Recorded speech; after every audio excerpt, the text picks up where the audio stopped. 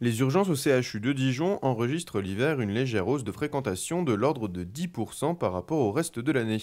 En revanche, il y a plus de patients hospitalisés durant cette période, et ce pour différentes raisons, mais qui s'avèrent très problématiques pour un hôpital et ses urgences. Enfin, beaucoup d'hôpitaux de la région, en tout cas dans le territoire de Côte d'Or déjà, beaucoup d'hôpitaux sont en ce qu'on appelle en tension, c'est-à-dire qu'il y a une inadéquation entre le nombre de malades hospitalisés et le nombre de patients, le nombre de lits disponibles. Donc si vous voulez, ça impose des mesures qui comprennent plusieurs choses.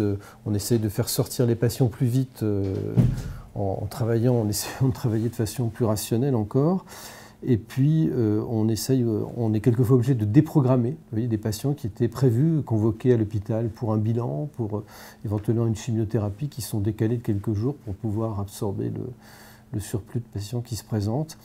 Alors ça pose beaucoup de problèmes, hein, parce que, si vous voulez, en particulier, on a des difficultés avec les familles qui ne comprennent pas toujours qu'on peut renvoyer un malade très âgé vers qui est dans une maison de retraite, hein, dans ce qu'on appelle une EHPAD, une maison médicalisée.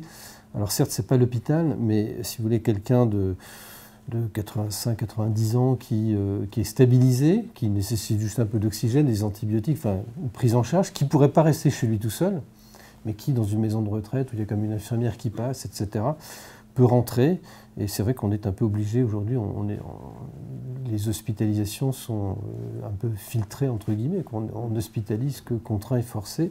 Et on peut trouver donc des alternatives à l'hospitalisation en travaillant avec l'EHPAD. Mais c'est compliqué. Comme dans tous les services d'urgence de France ou dans au moins une grande majorité d'entre eux, il n'est pas possible pour le corps médical de s'adapter au surcroît de ces hospitalisations qui peuvent avoir lieu pour différentes raisons.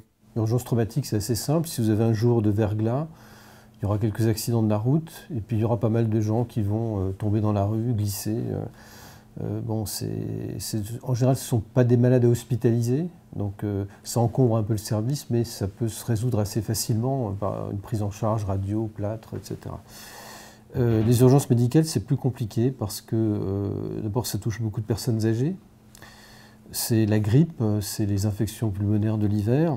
Quand elles surviennent chez un sujet âgé qu'on appelle polypathologique, c'est-à-dire qu'il y a plusieurs pathologies, c'est quelqu'un qui est un peu insuffisant cardiaque, un peu insuffisant respiratoire, un peu diabétique, un peu insuffisant rénal, quand vous ajoutez une infection pulmonaire, eh bien tout se dégrade et c'est des malades qui deviennent très compliqués.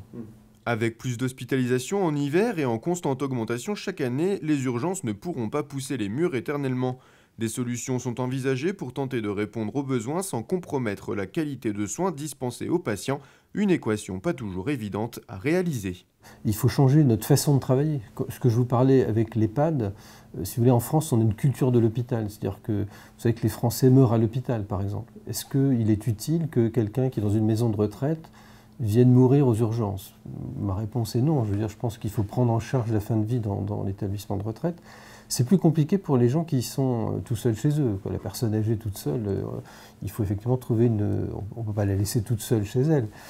Dans une maison de retraite, c'est sûrement quelque chose qu'il faut développer parce que de toute façon, les urgences ne pourront pas absorber. Je vais vous donner un chiffre. L'an dernier, les urgences du CHU ont eu 3000 passages de plus. Vous voyez, on était à 41 500, on passe à 44 500. 3000 passages, et parmi ces 3000 passages, le taux d'hospitalisation n'a pas bougé, il est resté à 40%. Faites le calcul, ça fait 1200 patients hospitalisés en plus. Si vous voulez, il y a un moment, si on gagne 1200 patients tous les ans, ça va être très compliqué, hein. Donc il va falloir trouver des alternatives. Mais bon, l'Agence régionale d'hospitalisation, le ministère, etc., enfin tout le monde travaille sur ces thématiques, hein, parce qu'effectivement, on ne pourra pas sans cesse augmenter le nombre de lits. Et ce ne serait pas forcément la bonne réponse. La réponse, elle est d'organiser les soins en ambulatoire, les soins dans les maisons de retraite, etc. Une réaction? Un témoignage? Commentez ce reportage sur dijonsanté.fr.